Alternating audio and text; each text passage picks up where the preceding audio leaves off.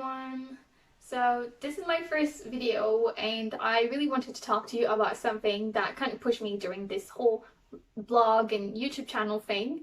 It's a question that I had to think of when I was considering what career and future opportunities may I have as a law graduate.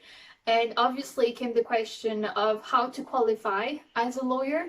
But today I'm going to speak about this more on the French point of view and on a UK point of view. Now, if you have any questions regarding this topic or there's something you didn't quite catch up, then don't hesitate and contact me on my Instagram page that is right here. And if this video was really useful for you, then don't hesitate to give me a thumbs up and to subscribe to my YouTube channel. And now let's not wait further and start with the main topic of how to qualify as a lawyer both in France and in the UK.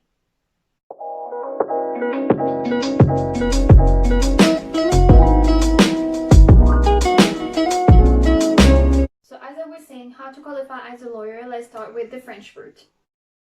Basically, if you want to qualify as a lawyer in France, you have to take different steps. The traditional path is that you take 3 years of licence en droit, which is the equivalent of the bachelor degree. And then after that, you can do 1 year or 2 years of master's degree. Our first master is quite general, and our second master degree is more specific. But just to access the bar exam in France, you can only use the first master degree. You're not obliged to do the second one, but it's strongly advised. After you've done your licence en droit of 3 years or your master degree of 1 year or 2 years, then you can access the CRFPA. This is basically the bar exam. So now how to prepare your CRFPA, so your bar exam. Basically, you can either do it with EOG, which is a course, a preparation course that you do, whether it's face-to-face or online, or you can also go to a sort of private preparation course. And of course it's more expensive, but you have a better follow-up. Like, teachers are really behind you and you have more support, I would say, because obviously you're paying for it, so it better be good. But after those 8 weeks of preparation, what you do is you take the exams on September. So that's the written part of the exams. And then if you do well, then you go further to what we call the Grand O, le Grand O, which is the oral part of the exams. And that usually takes place in October and November. After everything, like after the preparation and the exams, if you do well, then you get to get into lawyer school, which is EFB. If not, then yeah, you have to retake this exam, but next year. Then when you go to EFB, what happens? Well, in January, you start with a 6-month course, and then a 6-month internship, and then a 6-month PPI. But there's no specific order, and if you have an internship, you're not supposed really to do the PPI. It's just like overall. And if you survive everything, and good luck for that because it's a really hard path, then yes, congratulations, you get to take the oath and you get to become a lawyer, you get to work as a lawyer. So in total, that would take you 6 years to become a lawyer if everything goes according to the plan. Now the UK route. In the UK, it will be slightly different than in France because your undergraduate law degree, so your bachelor's degree, would take you 4 years and not 3 years like it would in France.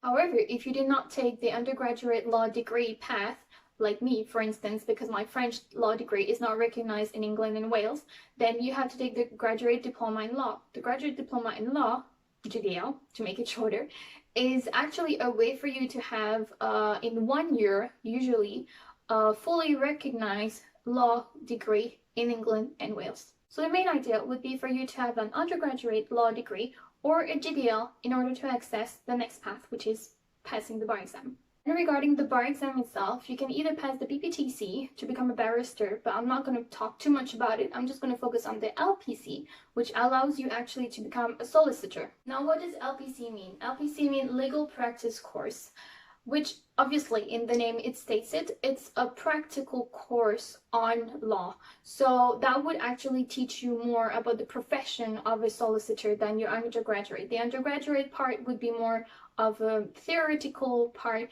but the legal practice course really teaches you how to be a lawyer. So how to advocate and deal with finances and those sorts of things that you wouldn't learn in your undergraduate. There are different kinds of LPC. You would have the traditional LPC and then the LLM LPC, for instance. The LLM LPC is quite new, but basically it allows you to get a scholarship to fund your LPC. whereas on traditional LPC, you would have no scholarship. But in the LLM LPC, the advantage is that you have a scholarship to fund it, but the counterpart is that you may have 2 more modules, including, for instance, a research paper, but that's because it's a LLM after all. Now regarding the time, so you can do your LPC in 6 months, in 1 year, or in 2 years. The 6-month option is something that I don't recommend too much. It's really if you have the guts for it, if you have a project, if you have a training contract, then go for it because it's super, super intense. The 1-year one is called full-time. It's the more traditional path. A lot of students usually take that. And the third option, the 2-year LPC, is called part-time LPC. And basically you have all your topics split in 2 years. Then after that, after you finish your bar exam, you have a 2-year training contract. If you're lucky, you will start your training contract when you start your LPC. If not, then you will have to wait a little bit, but that's the tough part. It can take a long time before you get a training contract if you start your LPC before getting an offer. So if you take that risk, it can happen that you have a certain delay and still have to wait until the 2 years basically of the training contract to become a fully qualified lawyer. So in total, if you do have your training contract when you start your LPC, this would technically take you 6 years, just like in France. However, I do want to let you know that starting from September 2021, this entire thing about the LPC will partially be relevant because the SQE, the new scheme, is supposed to replace the LPC traditional route of qualifying as a solicitor. But I will not speak about the SQE in this video. I'm just gonna focus on how to qualify as a lawyer as we're speaking of today. So regarding the similarities, both paths would take you 6 years to achieve, and both will allow you actually to become a lawyer in the end. Except we saw for the UK, you can either become a solicitor or a barrister. The main difference is that, for instance, a solicitor would not really have the opportunity or the power to litigate in court, contrary to a barrister who would mainly do litigations in court. And now, the most important part of this video is the differences between the 2 routes. I don't know for you, but I'm from a foreign country. I'm not coming from the UK, and that was the big issue for me to see if I should qualify in my country or I should qualify in the UK. Of course, I didn't mention it, but if you're already qualified in your country, you can take a conversion course and just qualify in the UK, and vice versa, depending on where you're from. But that's not the point here. The point here is actually to see what does it take, what does it engage actually for me to decide, okay, I'm going to qualify in the UK rather than my home country. So when we're talking about France and the UK, the main big difference is the cost. In France, you're basically paying your own bar exam, your own studies, the entire thing, from the undergraduate till you finish your bar exam. However, in the UK, it's completely different. The costs are like huge, but like mind-blowing huge. I mean, I'm from France, that's why I'm saying that, but it's less expensive than the US, that's for sure, but it's still super expensive, and it's so much investment that you're gonna put in during your LPC. So there is a difference, even if it's super expensive, and it has to be taken into account when you're making your choice of qualifying either in your home country or in the UK, is that some firms, the law firm that you want to work for, may pay for you, may pay your LPC. That's the interesting part. They will invest in you. That's the purpose of it. They will invest in your potential, and they really want to follow up what you're gonna do. So they will pay for your LPC even if, like, either at the start or if you finish your LPC. There are some law firms that do accept refunding you the cost of the LPC, plus, and that's the big plus, with paying you a salary on top of that.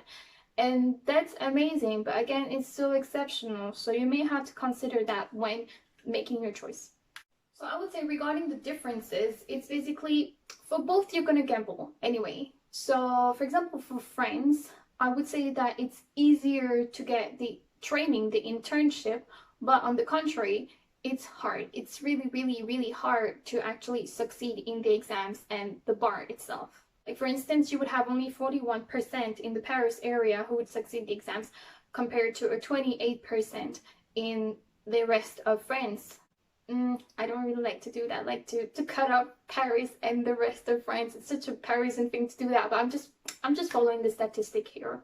In the UK, again, it's a different kind of gamble because if the LPC is easy, again, I'm saying easy, it's not that easy, but still, getting the training contract is the hardest part because there's a lot of people willing to get a training contract and just a few places available actually in reality. For example, I think 3 years ago it was approximately 5,000 training contract for 8,000 students passing the LPC. So you can see the calculation. Les calculs sont pas bons, Kevin. The calculation makes it that there's not enough training contracts for people passing the LPC. So of course people are going to wait for it. And that's the trick, because if you don't have a training contract, you can't qualify. So that's why I'm telling you, like, really evaluate the entire options that you have, because you may have passed your LPC, but you're going to be stuck waiting to get a training contract, and that's the tricky part. Because what are you going to do during that time? I mean, there's a lot to do. You can work and do everything, but you will not be a solicitor in the end of the day. So what's the point of it? Now, after telling you everything, I'm just going to quickly tell you about my opinion and give you some of my advices on how you can possibly pick if you're going to qualify in your hometown or you're going to qualify in the UK, and what to consider and what could help you actually to make your final decision. So I'm going to start by giving you my opinion. Of course, it's really personal. Like, my experience is entirely personal, and I'm just sharing with you things I've learned and questions I've asked myself to help me make this choice actually. But the main reason why I don't want to qualify in France, but I want to qualify in the UK, is because first, I'm not a lawyer in France, so it's not like I can do a conversion course. That would be so much easy. But I don't want to be stuck in France, because like I told you, if you're staying in France and you want to qualify, you have to go to school for 6 months, and then you have to do 6 months to 1 year of internship and a little bit more, and it's just, for me, I don't want to be stuck in France, and I prefer living in the UK, so that's really personal. Another reason is that I feel like the French system, the French law system, it's a civil law system, is really isolated compared to the common law one. So I was always attracted when I started studying common law in my French university a little bit. I was really attracted at how universal it could get. And I was thinking, okay, maybe I'll not work for my entire life in the UK, but I want to work in a common law country like Singapore or maybe Australia, and qualifying in the UK would make it a little bit easier for me, I suppose, because I would have like some base with the GDL, and that would allow me actually to work in a common law country. So that's why I felt more attracted to it. But again, it's personal. And finally, the last thing that actually pushed me to start the GDL, because I don't know if you realize, but basically I had a French law degree and a master's degree in France, and for me to take the GDL, it's like taking a big step back, because I'm going back to bachelor degree in the UK. So my ego kind of took a bit of like, not really good. So that's also a big thing. I know that some of my friends, they don't want to take the GDL, they don't want to qualify in the UK, even though they really want to work in the UK, but they don't want to do that because they're just thinking, I don't want to put in trash everything I did in Sorbonne or in any university. But it's a choice. Again, it's a choice, and I understand that I don't have the profile of the UK typical student, I would say. But at the same time, I like this challenge, and it's very personal again. But I really like this challenge, and in the branch I want to evolve in, which is like international and maritime, I saw that the job market in the UK was more efficient and more proficient for me. Like, really, I feel like I have more opportunities, and the university did follow me up and did like guide me into where should I apply, what should I do. Okay, now regarding my advices. So my first advice would be do internships, because this is super important. Why is it so important? Because it will give you an insight. So the more you do internship, the more you have an insight of what you want to do, and the more you'll feel confident about your choice. For example, again, I'm talking about myself, but I did internships in Paris, and then I had the chance to go to Singapore to do an internship in a law firm. And basically, the more I was doing internships in France, I felt like this is not for me. I really don't want to become a lawyer. I really don't want to do this. This is why I really worked in the diplomatic field back in Paris. And then when I went to Singapore, I loved it. It was completely different, not only because the trial system is different, but also the mentality and the way the law itself that you're applying, the way you're applying it. Also, whichever you want to do, you want to qualify in France or in your home country, or you want to qualify in the UK, do internships, like I say, because it's also valuable for your future employers. Your future employers will see how much you committed to the legal career and how you really want to be a lawyer or just evolve in that sector, and that's really, really valuable and a big plus for your CV. The second advice I would give you, and again, please do listen to that one, is it's personal. It's a personal choice. So if, of course, you're listening to me at the moment because I'm just telling you basically what is how does it function, how to become a lawyer and everything, but the choice is personal. You have to make a decision yourself. What can work, for example, or for your friend, or for example for me, may not work for you. Again, like for example, I want to work in maritime international field. Maybe you want to do something else. Maybe you want to do criminal law, or I don't know, like something about finance or legal tech. And you would have to do a lot of research. Consider the cost. Like I told you, the cost was a big thing when I was considering to go to the UK or not. And yeah, like just see what could work, what could not work. Either put down on a paper your ideas, pros and cons, and at the end, I'm not saying it's going to be a choice of a day. Like you're not going to wake up suddenly and in the afternoon you're going to think like, okay, I'm going to become a lawyer in the UK. No, it's a choice that you have to make wisely, that's for sure. Which leads me to my third advice, which is think wisely. We all know those sort of people, you know, who knew from the start like they wanted to become a lawyer in that country, in that particular field.